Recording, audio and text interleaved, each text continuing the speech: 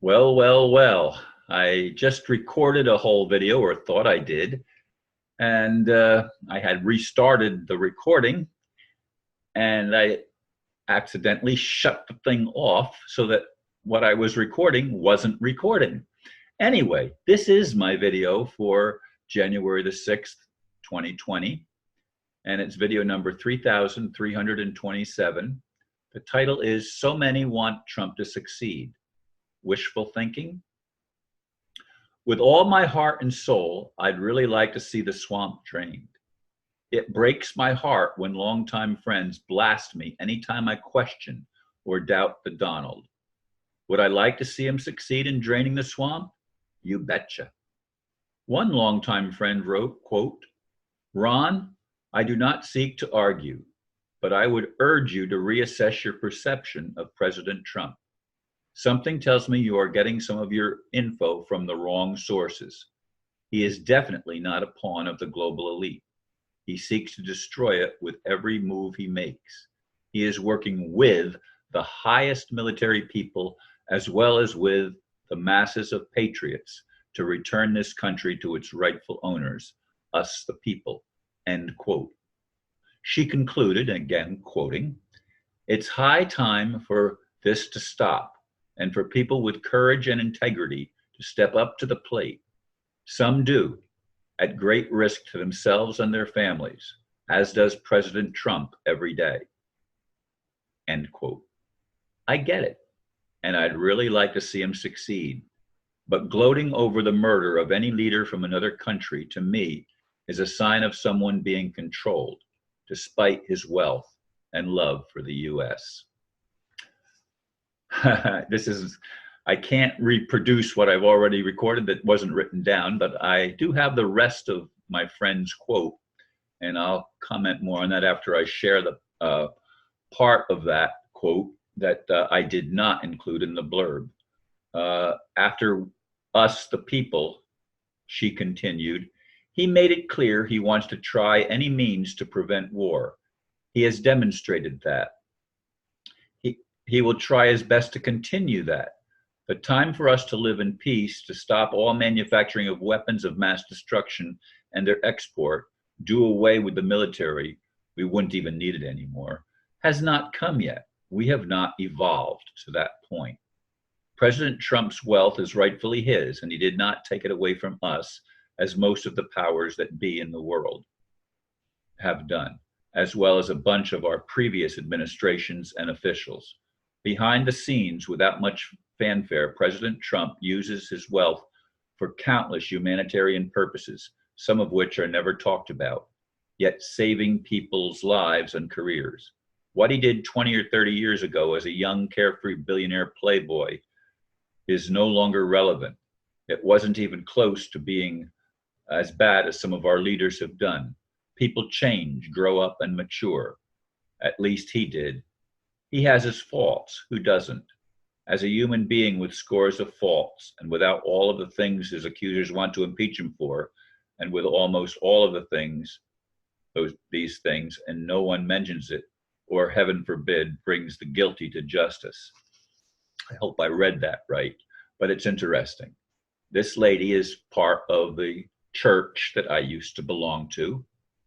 And about a month ago or so ago, I got a thing that after a video that I posted that seemingly was praising Trump for something, I got an angry response, even with some name calling, and I ended up deleting that friend, unfriending and deleting that person because I don't tolerate being called names.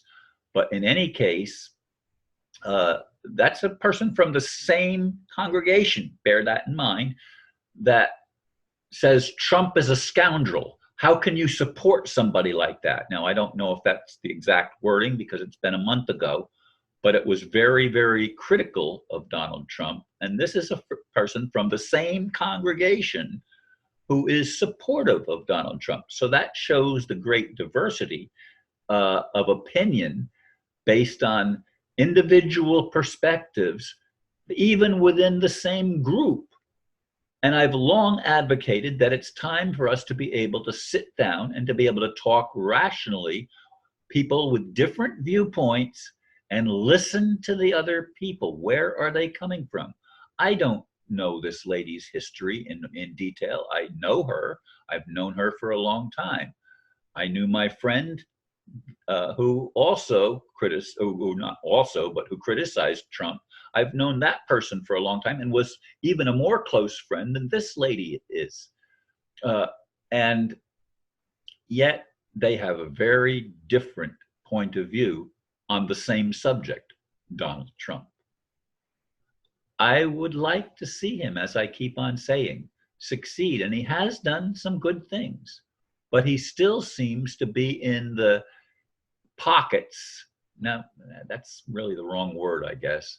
He still seems to be controlled in a political game that is almost unwinnable, because there are criminals on both sides of the political aisle, and there are very few politicians in either party that have clean slates and on records of honesty.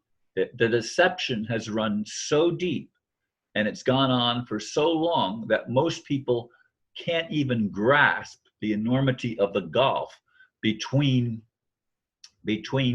people based on, again, personal experience and individual perspective. What do you want to believe? What do you get your news sources from? Now, I get the Information Clearinghouse is one of my sources, and what was the other one?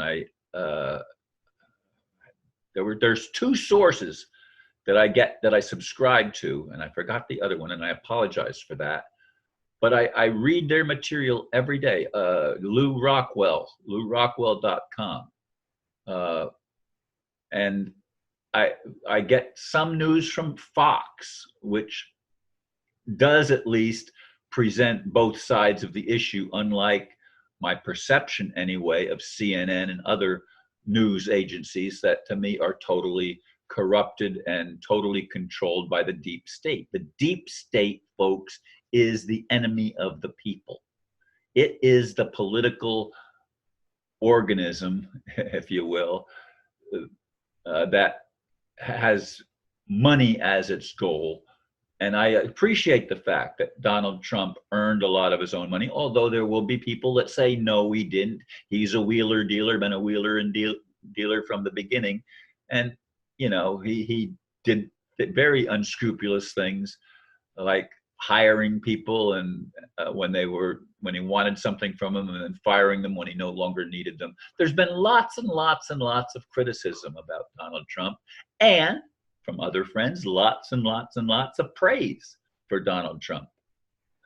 and so how are we as human beings supposed to get through all of this confusion and reach a place where we can say, okay, it's time to listen to why people say the things they say, why they think the things they think.